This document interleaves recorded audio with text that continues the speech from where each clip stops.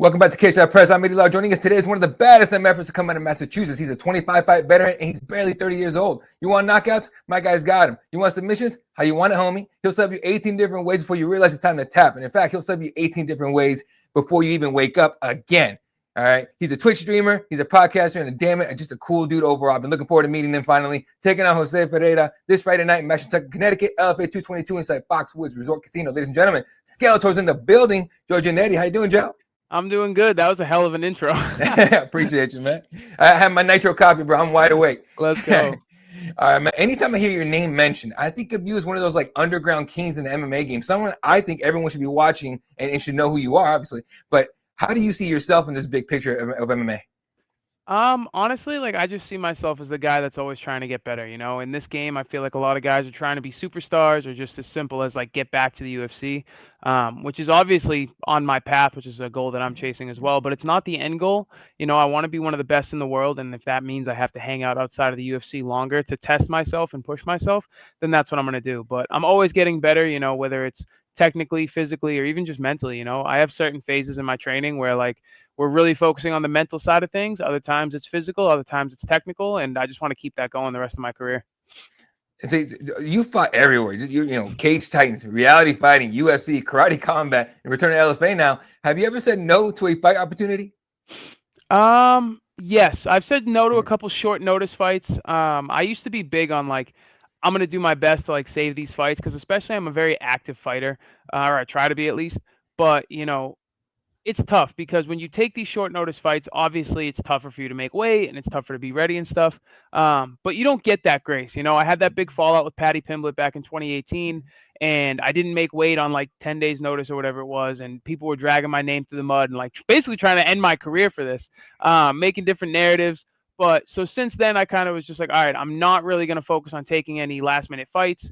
I did take a last minute fight a few years back at 170. So that was a little bit different. But as far as like my weight class of 155, like I'm not taking any short notice fights anymore. I'm just focused on getting better and staying as active as I can.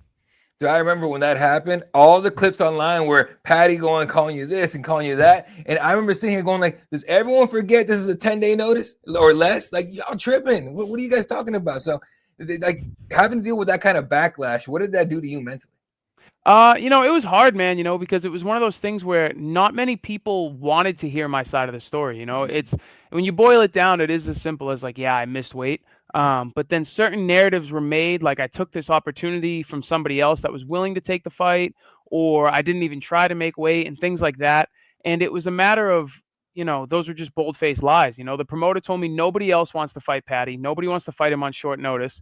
And I've wanted to fight Patty, you know, before that offer because I knew he was a big name. You know, I knew it'd be a good test for myself. And, you know, so that narrative came out that I took the opportunity from somebody. That was a lie. Then it was like, oh, he didn't try to make weight, but I cut down from 180 to 160 in 10 days. And then on my scale, I was 160. And then on there, I don't even know what it was. It looked like a metal shoebox. Said I was 163. And I was like, I've checked 4 different scales. How is this one 3 pounds heavy? And then when I was in the sauna, I had stopped sweating. So it wasn't like we ran out of time or it wasn't like I was like, oh, I'm done. I'm not doing this. I was in there for an hour, the last hour in there straight with 0 sweat, not even a drop. So I told the promoter, I was like, hey, I'm sorry. Like, I'm just not going to make weight. My body's not doing it. I got down to 160. I know that in the contract, Patty can have up to, I think it was like 30% of my purse for missing weight. I was like, if he won't take that, give him my entire purse. Give him my show and my win. I'm going to beat this dude so he can have all the money. I just want this win on my record.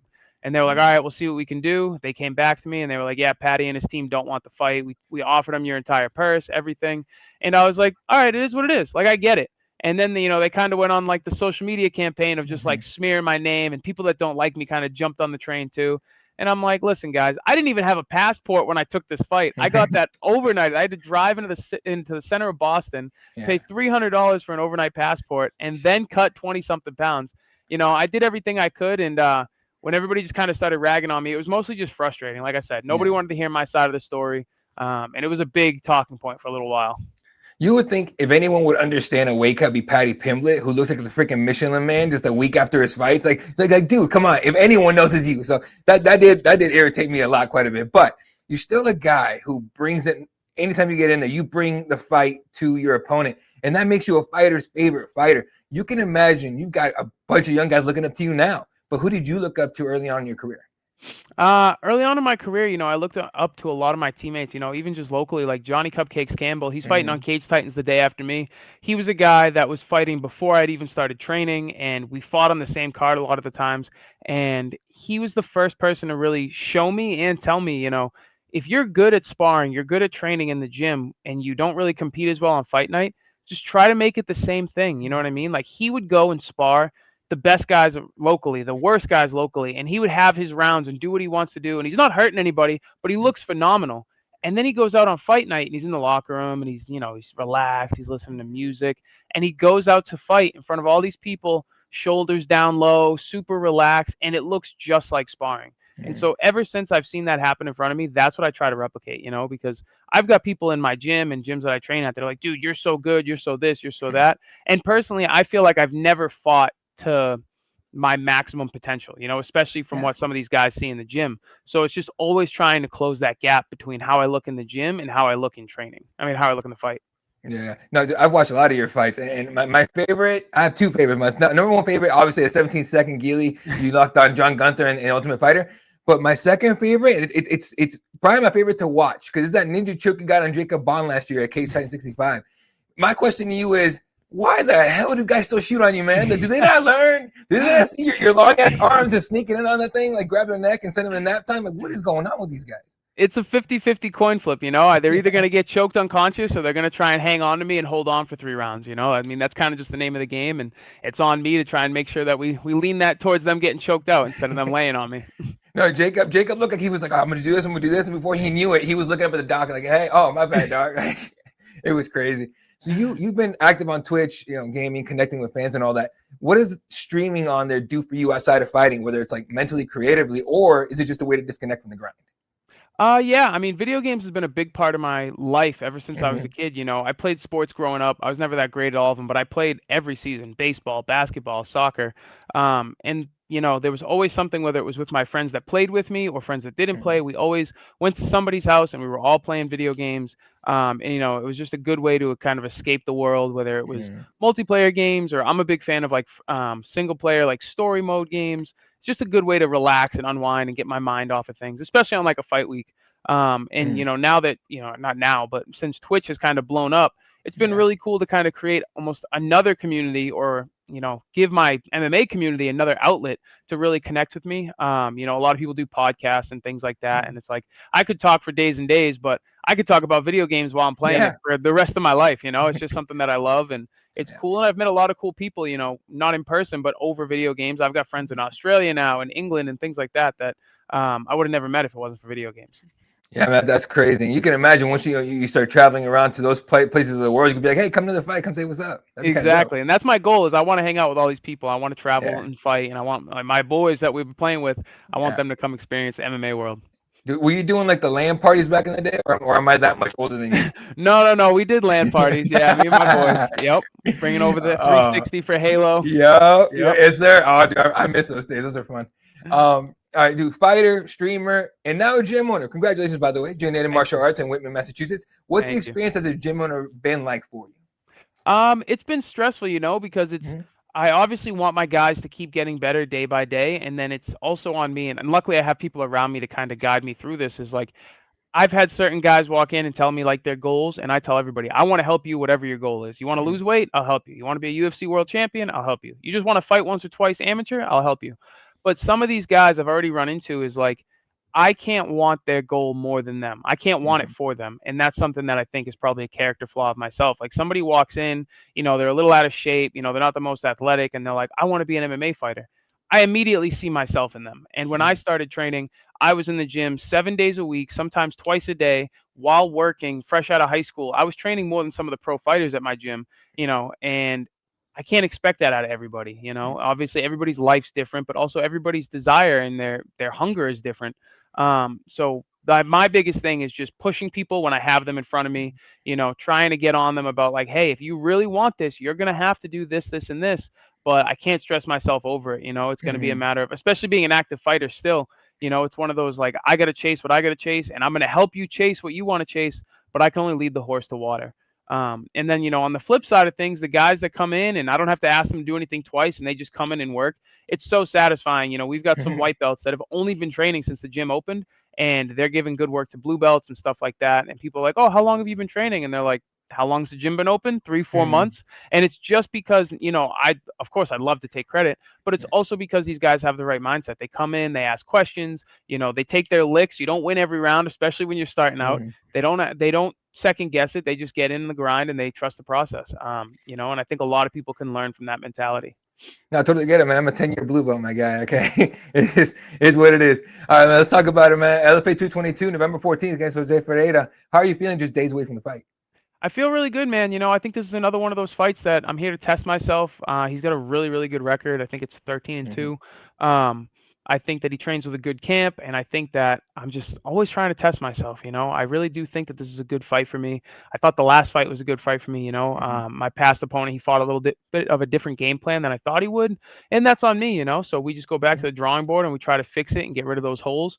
But I do think that I'm better than Jose almost everywhere. I think he has a lot of danger. I think he's super athletic. He's younger than me. I'm getting old, man. I'm 30 now. Come on.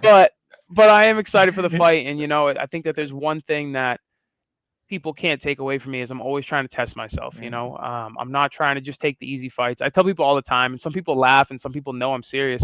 After I got cut from the UFC, I could have fought 3 or 4 bums and got signed right back. But what good would it have been if I wasn't ready still and I got cut again? So I want to test myself. I want to beat these really good guys. And then when I'm ready to be back, it'll be time. There you go, man. That's a great mindset to have. I mean, that is the martial artist mindset, to test yourself every fight. You don't really want to take easy ones because you don't really show much. You're not really testing yourself. And like you said, you get back to the big show, it's not going to last that long. So that's a good way to put it. Jose's like one of those guys. He's very intense. Like in his fights, he's very intense. And sometimes he'll come out and try to blitz you. And sometimes he'll just, kind of stay there and just do this like super like intense thing. Is this one of those fights where you're kind of expecting like you might have to weather the storm early on, or he's going to be like, look, let's just throw it down, meet fire with fire, and see what happens? Honestly, I don't know, man. I think that anytime that I end up in like those kind of brawls or fighting fire with fire fights, it just kind of happens. Obviously, it's never part of the plan. Yeah. But I don't know, those guys that like to be super intense and just like to come at me and really blitz me, it doesn't really end well for them, No.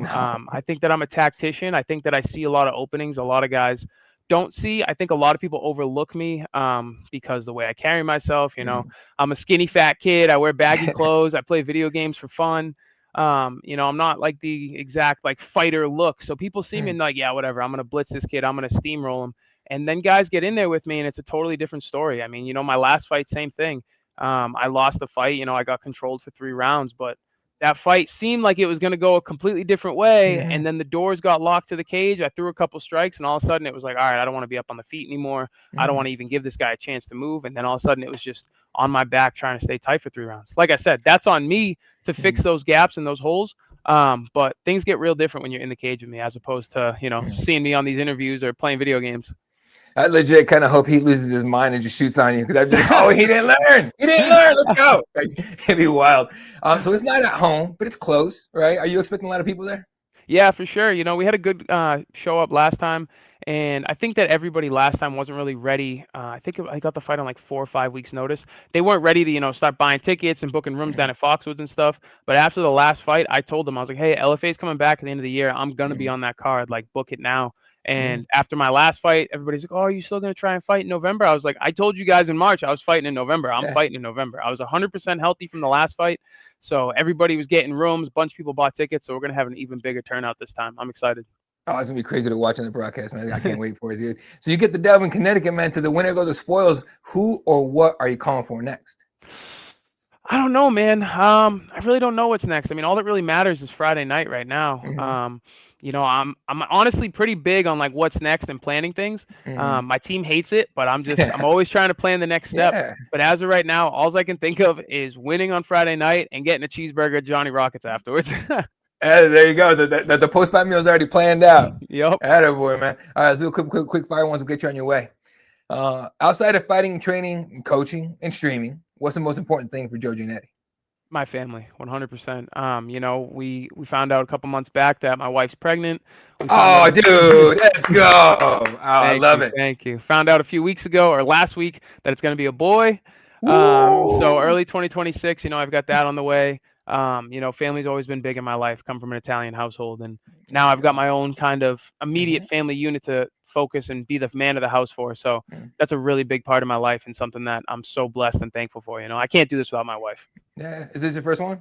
First one. Oh, dude. Oh, you're going to love it. I promise you're going to love it, dude. And I found out my youngest, I have four, but my youngest one, I found out he's a boy because my oldest is a boy. I have two girls in between. And I was like, we just need one more boy. Come on now. Man, when that cake got cut and blue came out, I did laps around the restaurant, my guy. It was dope. That's awesome. Dude, I can't wait. Congratulations, man. I can't wait Thank you. to hear all about it. If you could fight any video game character in an MMA fight, who's getting smoked first? Ooh, do I get powers? Like if they have powers, do I get powers? Well, yeah, it's a video game, right? All right, Yeah. give me Scorpion. I want Scorpion from Mortal Kombat. Let's go, dude.